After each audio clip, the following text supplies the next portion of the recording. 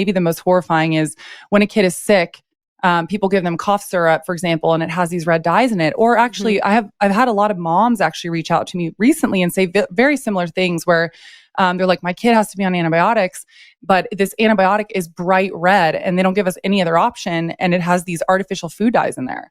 The options are insane. I mean, if you just go to a pharmacy and you look at the ingredients in a children's cough syrup, and again, these are things you're supposed to be giving to a little one when they're sick, when their immune system is already compromised, when they're the most vulnerable.